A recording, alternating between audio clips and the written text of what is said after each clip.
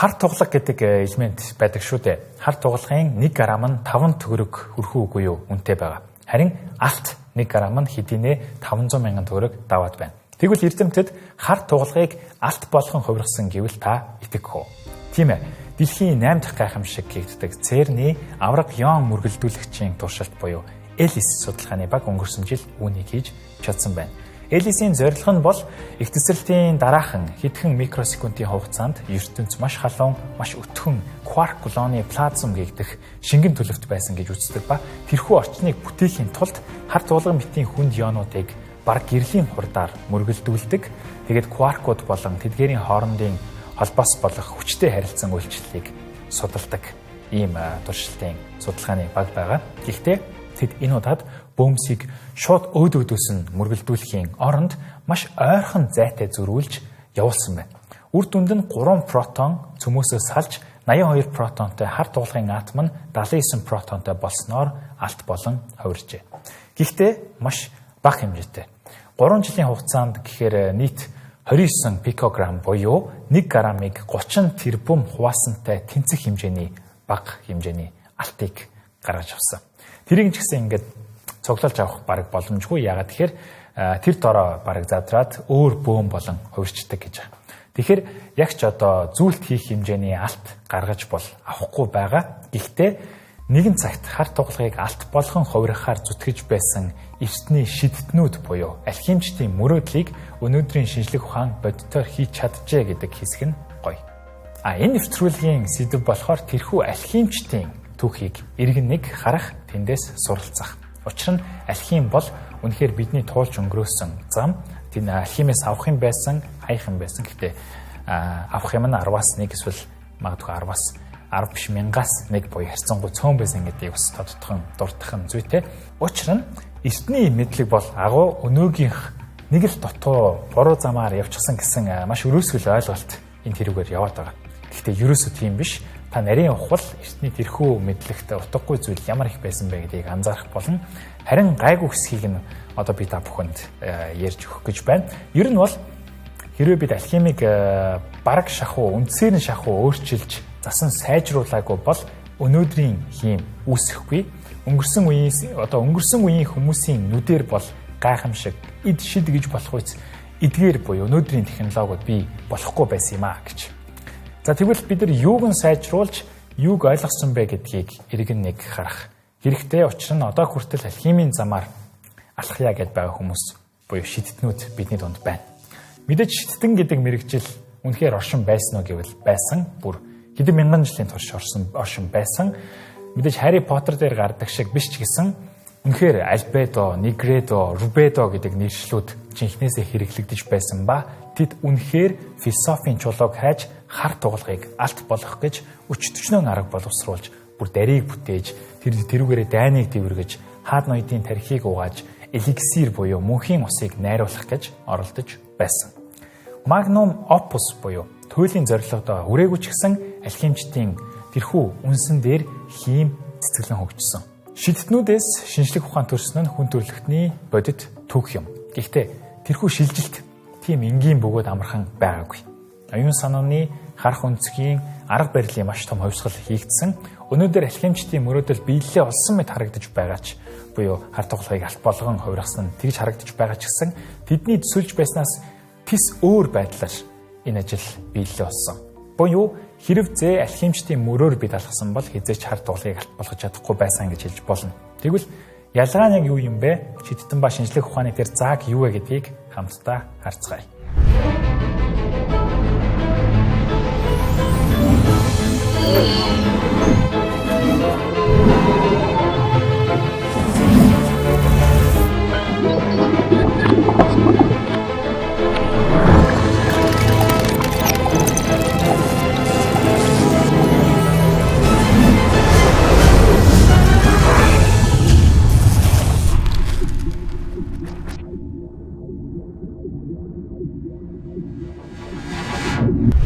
Алхим гэдэг нь ер нь бол хид хідэн бодисыг хоорондоо зөв тунгаар, зөв арга барилаар буюу зөв жороор хольж чадвал төмрийгч алт болгож, усыгч мөнхийн ус болгож болно гэдэгт итгэдэг өөрийн гэсэн нууц бэлэгдэл зан үйлтэй нэг төрлийн культ байсан. өрнийнч тэр, дорнийнч тэр соёл иргэншлүүдэд аль алинд нь нөлөөлсөн эзэн хаадыг хүртэл ховсдсон нууц мэдлэг байсан.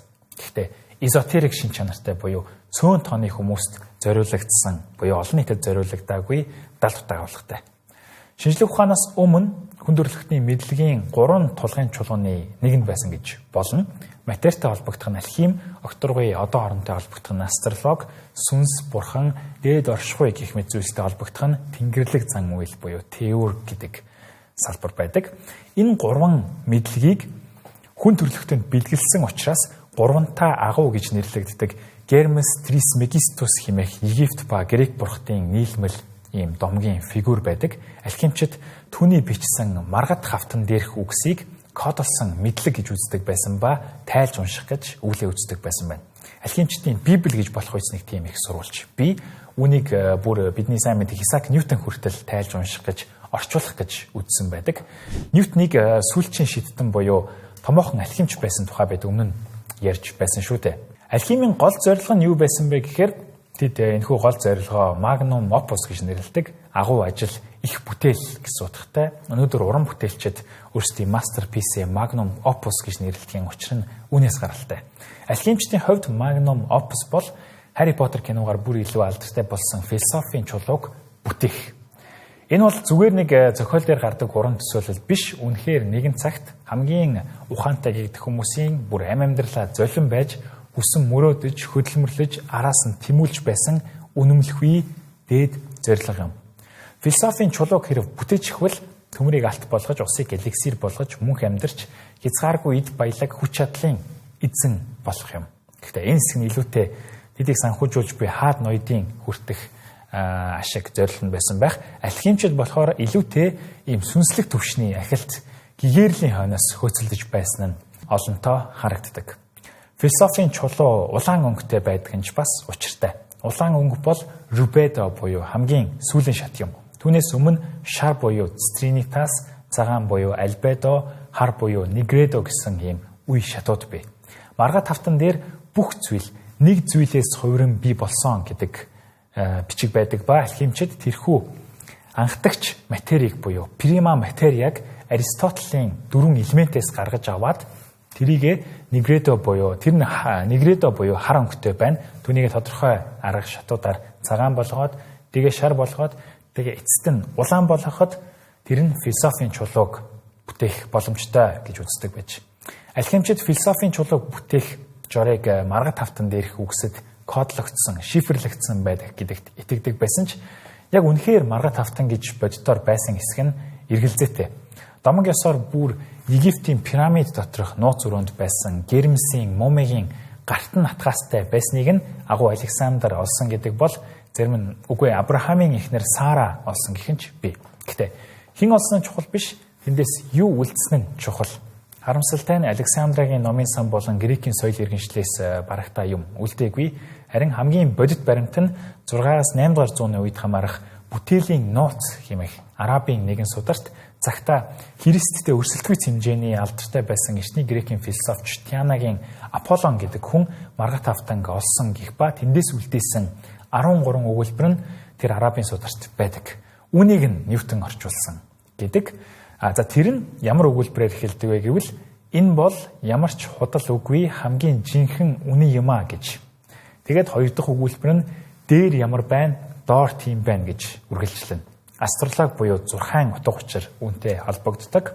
Ер нь дээр үеийн астролог, алхим, метафизикийн ойлголтууд хоорондоо уялддаг. Учир нь бас эндээс харагдана. Жишээ нь Ньютон дээр орших сарыг дэлхийдээ тогтоон байрч буй хүч, доор орших алхимыг газарт унгаж буй хүчтэй ижил гэж төсөөлсний хүчинд бүх ертөнцийн таталцлын хуулиа гаргаж ирсэн шүү дээ. За Ньютон бол алхимчдын сүүлчийн төлөөллийн нэг гэж болно. Тэгвэл алхим хаанаас эхэлтэй вэ гэдгийг цаг хугацааг эргүүлэн хөөцгөе. Ер нь бол алхим гэдэг нь элкимия гэдэг араб үг бөгөөд ким гэдэг нь бүр явах юм бол эртний Египт рүү биднийг хөтлөн Египтэд ким гэдэг нэртэй ийм хар бараандуу өнгийн хөрстэй маш алдартай нэгэн газар байсан байна. Тэр газрын шорооноос нь металл маш элбэг олддог ба түүнийг нь хялбархан хайлуулад сэлэм хийдэг байж. Эрт үед хин сайн сэлэмтэй дайн тулаанд ялах учраас металлыг хэр сайн хувиргах вэ гэдэг нь маш чухал практик ач холбогдолтой мэдлэгийн салбар байсан. Гэхдээ ингээд зогсоогүй, зөвхөн металлаар зогсоогүй, ер нь юмсыг хувиргаж өөр зүйл бүтээж ашиглаж болох юм биш үү гэдэг бодол, мэдрэмж зүүн совин хүмүүсийг тайван суулгаагүй. За процесс цаашаа яаж өрнөснийг ойлгохыг бол хамтдаа одоо байгаа бүх мэдлэгээ мартаад цаг хугацааг 2-3 мянган жилээр ухраах гэж үзэх хэрэгтэй.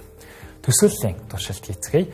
Мэдээж өнөөдрийн энэ бүх мэдлэг танд байхгүй ч гэсэн өнөөдрийн мэдрэмж, мэдрэхүй, хүртэхүй танд байгаа. Та харж чадна, сонсож чадна, үнэрлэж чадна, амталж чадна, юмд хүрч чадна. Мөн юмыг сониучрахж танин мэдхийг хүснэ. Тэгээд танин мэдж ихсэн зүйлээ эзэмшихийг хүснэ, түүнийг удирдахыг хүснэ. Түүнийг ашиглаад ертөнцийг, эргэн тойрноо, байгалыг мөн хүмүүсийг удирдахыг хүснэ. Гэвч үүний тулд энэ бүхнийг бүрдүүлэгч хамгийн игэл буюу хамгийн жижиг үндсэн тэр суурь анхдагч элемент юу вэ гэдгийг эхлээд олох хэрэгтэй гэдгийг бас өөрөө ирэхгүй ойлгоно. Гэхдээ танд атом, протон, электрон, нейтрон гэж юу болохыг мэдэхгүй шүү дээ, харж чадахгүй юм чинь. Тиймээс эртний хүмүүс юу харж байна түүгээрээ элементийг тодорхойлох гэж оролцсон байгаа. Хамгийн анхны байгалийн философч гэгдэх Фалес усыг элемент гэж үзсэн бол Анаксимен агаар гэж, Гераклит харин гал гэж байсан бол Эмпедокл шорог нэмээд энэ дөрвийг нэгтгсэн. Тэгээд юу ч шинээр үүсдэггүй, мөн юу ч бүр мөсөн устдаггүй гэдэг гайхалтай санааг дэвшүүлсэн байдаг перифизиос гэдэг бүтээлтэй. Харин Аристотель үүнийг нь бүр хөгжүүлээд системтэй болгоод философийн түвшинд нэгтгсэн. Тэгээд түүний онол, дөрвөн элементийн онол бараг 2000 жилийн турш Грек, ойрхот орнууд, Араб, Энэтхэг, Европоор нойрхсон. Энэ санаа яагаад ингэж явсан бэ гэхээр нэгдүгээрт маш логиктэй тайлбар буюу няцаахад хэцүү. Учир нь бидний 5 мэдрэхүй дээр суурилсан учраас дэмжих аргумент олон. Шорог устай холиод шавар болгоод түүгээрээ байшин барьж болж байна. Усыг галтай нийлүүлээд буюу бослого бол уур гарна. Элсийг шатангууд шил болон хувирна гэх мэтчлэн үнэхээр л эдгээр элементүүдийг хольж солихоор буюу хувиргахаар өөр бодисууд хувирм бий болж буйг та шууд ажиглах боломжтой. Сонирхолтой нь грекүүд байгалийн энэхүү мэдрэхүй хүртхүүгээрээ бодисын дөрвөн физик төлөвийг анзааран гаргаж ирсэн байдаг. Шороо бол хатуу, ус бол шингэн, агаар бол хий, гал бол плазм шүү дээ. Гэхдээ бодисын төлөв бол тусдаа, харин элемент бол шал тустай ойлголт. Сонирхолтой нь Аристотелоос өмнө энэтхэгт 5 элементийн буюу 5 махбодийн санаа үүссэн байж болзошгүй гэдэг. Нөгөө дөрөв дээр нэмэлтээр акаша буюу орон зай байгаа. Тухайн үед персууд хүчрхэг байсан учраас тухайн үеийн мэдлэг тэр хавцаа төвлөрж байгаа тэндээсээ дамжаад грект хүрсэн байх магадлалтай, эсвэл бүр тус тусдаа ч үүссэн байж болно. Ягаад тэгэхээр хүн өөрийн мэдрэхүйгээрээ, зүүн мэдрэхүйгээрээ тэн дээрээ тулгуурлаад ер нь бол эргэн тойронд болж өрнж буй процессуудыг ажиглаад ийм дүгнэлт хийх бүрэн боломжтой гэж үздэг. Гэхдээ Аристотелийн дөрвөн элемент дээр акаша шиг нэмэлт нэг элемент үнэхээр бас байдаг нь эфир буюу окторгүй. Грекийн домогт энгийн хүмүүс эйр буюу агаараар амьсгалдаг байхад Олимп уулын орой дээрх бурхад эфирээр амьсгалдаг гэж үздэг байжээ. Харин Аристотель эфирийг сарнаас цаана оршин буй гэж үзсэн тул дэлхий дээр хүчин төгөлтөр нь дөрвөн элемент болж тарж байгаа. Хажигтай нь Хятад бас энэ үйл санаа оршин байсан ба тэд өнөөх дөрөв дээр нэмээд 5 болгож модыг нэмээд 5 болгож эдгээрийн хувирал дээр өөрсдийн философи бас шингээсэн байдаг. Эргэлт гэдэг ойлголтыг. Жишээлбэл модыг шатаавал гал гарна, галыг шатаавал үнс гарах буюу газар шороог нэмэгдүүлнэ, шороог ухал төмөр гарч ирнэ, төмрийг хөргөвөл ус бий болно, ус нь ургамлыг тэтгдэг, ургамал нь модыг ургуулдаг гэд буцаад мод дээр хүрээд ирж байгаа. Хувирч байгаа гэхдээ эргэлдэх хөдөлгөөн нь сонирхол татам. Гэхдээ манай эртний 3 дугаар зуунд бичигдсэн Эртний Грекийн Алт бүтээгүй гэдэг номон дээр Уроборос хэмээх өөрийгөө идэж буй могоог таны хардаа алхимийн бэлэгдэл гэгдэх энэхүү могоо мөн эргэлдэх хөдөлгөөнийг бэлэгдэж байгаа ба голд нь бүгд нэг гэж бичээстэй байгаа нь мөн л өнөөх маргад хавтан дээрх өгүүлбэрийг санагдуулж байгаа юм. За энэ бол онлын хэсэг, алхимийн хамгийн чухал хэсэг нь туршилтын хэсэгтэй бий. Маргад хавтан дээр бичээстэй байгаачлан газрыг галаас нэрийн нэг бүдүүнээс салгаж ав гэсэн ийм заавар бий. Зөвхөн хүртхүй ба зүн мэдрэхүүдээр тулгуурласан онлын хүрхцэг бол хязгаарлагдмал. Үүнийг дараагийн шатанд аваачих зүйл бол хэмжилт ба туршилт юм. Бодисын тун буюу дооц ямар чухал байдгийг, ямар бодисуудыг ямар хэмжээгээр холиход юу болдог вэ гэдгийг туршиж байж мэдэх батлах хэрэгтэй байсан. Үүнд 8 дугаар зуунд амьдарч байсан Жабир ибн Хаян гэдэг араб эрдэмтний оруулсан хувь нэмэр маш өндөр гэгддэг. Алхимийн эцэг гэж хүндлэгддэг энэ хүн хүүхэр ба мөнгөн усны зарчмыг нээсэн бүх металлуудад ер нь бол хүүхэр ба мөнгөөс тодорхой харьцаагаар байдаг. Үнийг нь зөв тааруулж чадах юм бол алт гаргаж авч болно гэдэг тайлбарыг хийсэн.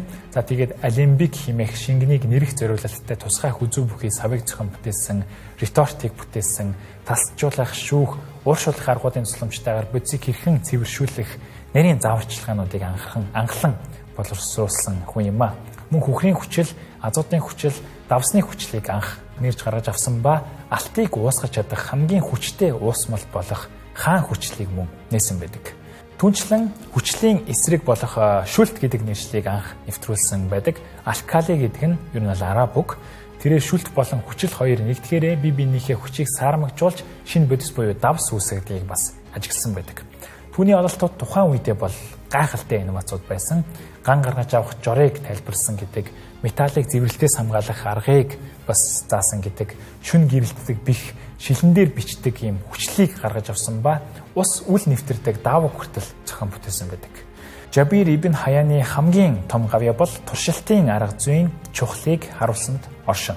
Түүний бичсэн 3000 гаруй гар бичмэл дундад зууны Европод орчуулагдаж 15 дугаар зуунд Парацельсийн гарт орчсноор үр улам дэлгэрсэн. Энэ анимыг үзэж байсан хүмүүс байвал уг зохиол дээр гардаг хомункулусуудыг бүтээсэн энэ хүн үнэхээр бодитоор оршин байсан. Швейцарын алхимч Парацельс гэдэг хүн хомункулус буюу бяцхан хүнийг хэрхэн бүтээх вэ гэдэг жорыг бичснээрээ алдартай. Энэ нь хүмүүсийн анхаарлыг биохим руу татснараа ач холбогдолтой лабораторийн орчинд амьд биет үүсгэж болох уу гэдэг асуултыг хөндөж байгаа юм. Бурхны хүч чадалтай тэрсэлдэх хэмжээний хүчтэй үзэл санаа. За Парацельсийн нөлөө нь ер нь алхимчдын зорилгыг алтаас илүү эм бүтээх чиглэлд хөтөлснөөрөө бас онцлог. Парацельсийг ер нь токсиколог буюу хор судлалын эцэг гэж үздэг. Ангаах ухаанд доос буюу тун гэчийн ач холбогдлыг ойлгуулснараа маш алдартай. Бүх зүйл хор юу ч хоргүй биш. Зөвхөн түүний тунал аливаа зүйлийг хор мөн үү биш үү гэдгийг тодорхойлно гэдэг буюу аливаа бодис бага тунгаар эм, их тунгаар хор гэдгийг анхлан шинжлэх ухаанд тодорхойлсон хүн юм а. Тухайн үеийн одоо уламжлалт ангаах ухаан буюу Галлины онол гэдэг биеийн шингэний тэнцвэрт суурилсан үзлийг эрс шүүмжилж өвчний эмчилгээнд эдис бодис химийн нэгдлүүдийг буюу голцоо мөнгөөс хүүхэр давсыг ашиглаж яснараа эм судлалт бас хувь нэмэр оруулсан гэж явдаг. Жабирийн мөнгөн ус хүүхрийн зарчим дээр давсыг нэмээд трия премия гэдэг зарчмыг гаргаж ирсэн. Гэхдээ бодисыг сүнс оюун санаатай холбогдох нь, зурхайг ангаах ухаантай холбогдох нь, макрокосмос, микрокосмос буюу хүн бол одоо орчлон ертөнцийн хүний амьдрал бол орчлон ертөнцийн жижигсгсэн хувилбар буюу одод гариг иргэсийн хөдөлгөөн нь хүний эрүүл мэндэд нөлөөлдөг гэж үздэг байсан нь жаахан асуудалтай гэсэн эмчийн гутал нь номноос илүү мэдлэг хоригдлуулдаг гэж хэлээд өөрөө Европоор хэрэн хисэж ардын эмчилгээ, уурхайчдын өвчин, байгалийн ургамлыг биеэрээ судалсан импрест хандлагатай байсан нь авууштай гэгддэг. 100 жилийн турш туйлын үнэн гэж хүлээн зөвшөөрөгддөг байсан эрдний судруудыг сурагчдынхаа өмнө шатаахта туршлага болон ажиглалтыг онлоос дээгүүр тавьж байсан нь авууштай. За өрнөдөд иймэрхүү алхимийн иймэрхүү шатаараа хөгжиж байхад дорнодод бас хятадын алхимчид эликсир буюу мөнхийн усыг гаргаж авахаар оролдож байхдаа дэрийг санамсаргүйгээр зохион бүтээсэн байх жишээний та боддоо хідэн шаврыг хольж гутгаад шатаасан чинь дэлбрээд байвал хүн гайхна үстэй. Эд шид гэж бодох нь бол ойлгомжтой. Мэдээж Артур Кларкийн хэлсэн шиг хангалттай хөгжсөн технологи эд шидээс ялгаагүй гэдэг шиг. Гэхдээ алхимиас авах юм цөөнгүй байсан ч өгөх юм нь бүр илүү байсан. Мөнхийн ус гэж итгээд мөнгөн ус уугаад хордож өгсөн хаад ноёдын тоог бол тоолж барамгүй. Ньютон хүртэл мөнгөн усны хордлогод орж арайч үхээгүй ч гэсэн эрүүл мэндэд нь сөргөөр нөлөөсөн байх сэтгэл зүйд нь маш буруугаар нөлөөлсөн байх өндөр магадaltaй гэж үздэг. За дараагийн нэг сул тал нь алхимийн нэг сул тал нь тэд мэдлэгийг эзотерик буюу нууц байдлаар хадгалж хуваалцахгүй байх хандлагатай байсан. Энэ нь мэдээж нэг талдаа тэдний итгэл үнэмшилтэй холбоотой байсан ч гэсэн хоёрдугаар тэд тэрхүү мэдлэгээрээ дамжуулж нэр хүнд байр суурь эрх мэдэлтэй болдог байсан холбоотой байх. Дэр бүтээж чадчих юм чинь алтыг ер нь бүтээж чадах юм байна. им найруулж хүмүүсийн өвчнийг ангааж болж байгаа юм чинь эликсирийг бас хийж болох юм байна гэдэг байдлаар хаад ноёдоос санхүүжилт татдаг байсан. Гэтэл хувийн мэдлэг, туршлагаа нуун гэдэг нь объектив үнэнд ойртох хурдыг саруулж ирсэн. 3 дугаарт алхимчдын арга барил сайжирч байсан ч гэсэн итгэл үнэмшлэн давмгаалсан хിവэрээ илүү хүртэхгүй болон зөв мэдрэхүйд суурилсан шинжтэй хിവэрээ байсан. Зөв мэдрэхүй мэдээж хэрэгтэй үед хэрэгтэй. Жишээлбэл Архимедийн өргөх хүчийг ойлгохоос эхлээд Менделеевийн үеийг системийг жагсаах хүртэл, Пол Диракийн позитроныг хамгаалахаас Эйнштейний харьцангуй ерөнхий онолыг томьёолох хүртэл түүхэндх томоохон шинжлэх ухааны нээлтэд зөв мэдрэхүй тодорхой хэмжээгээр нөлөөлсөн. Зөвхөн ололт нээлтүүд ч биш, Станислав Петровын цөмийн дайн эхлүүлэхээс сэргийлсэн үйлдэлээс Салли хочид Чесли Саленбергерийн 2 мотороо ажиллагаагүй болсныг анзаараад тиймээс босож амжихгүйгээ тэр даруй ойлгоод хаацсан гол дээр онгоцыг газардах үйлдэл хийхэд ч мөн цөм мэдрэхүй нөлөөлсөн байдаг. Хэдэн 100 магадгүй хэдэн мянган хүний амийг аварсан шийдвэрүүд цөм мэдрэхүйн тусламжтай хийгдсэн байдаг нь үнэн таач гэсэн өдөр тутмын амьдралдаа өөрийн өмнөх туршлага дээр үндэслэн генетийн гэхдээ оновчтой шийдвэрүүд цөөнгүй гаргадаг байх гэлээгээд зөв мэдрэхүйд дангаар найдаж болохгүй. Хүмүүс онцныг нь онцлоод алдсныг нь ерөөсөө ярихгүй орхидог. Хэрв таны зөв мэдрэхүй шинжлэх ухаан хэмээх одоо хүндрэлтний мянган жилийн турш олж мэдсэний үр дүнд шалгалж үлдсэн тэр авраг мэдлэг туршлагын хоримтлалаар хэрв тижээгдэхгүй бол таныг нэг л өдөр маш том алдаа гаргахад хүргэж болно. Маш том төөрөгдөл, маш том эндүрэл рүү түлхэж болно. Хүртгүй болон зөв мэдрэхүй бодит байдлыг гаргаж ирэхэд дангаараа хүчин мөхсдөн. Зөв мэдрэхүй бол зүүн сонгоос арай өөр гэдгийг бас тодорхойлох нь зүйтэй. Арай дараагийн түвшний ойлголт байгалийн сэтгэл хөдлөлөөс илүү өмнөх туршлага дээр суурилсан танин мэдхүйн шин чанартай ийм ойлголт байгаа. Гэхдээ бид танин мэдхүйгээ зөвхөн одоо зөв мэдрэхүйдээ татаж орхих юм бол өнөөдрийг хүртэл нар дэлхийг тойрдог буюу дэлхий хөдөлгөөнгүй зогсож идэгөө гэж бодсон хിവэрэ байх байсан. Хүнд биетүүд хөнгөн биетээс илүү хурдан газар ундаг. Ургамлууд бол амьгүй, амьтад бол тусдаа, амьтад болон газар дэлхийн бүтэц цаг хугацааны эхэнд огт өөрчлөгддөггүй, ертөнцид тэлдэггүй, мууцсан хүнснээс зүт аяанда бий болдог гэж бодсон хിവэрэ байх байсан. Учир нь таны эргэн тойрондоо болж буйг ажиглаад мэдрээд хүртэхүй болон зөв мэдрэхүйн дээрээ суурлаад хийж болох эцсийн дүгнэлт угаасаа л ийм.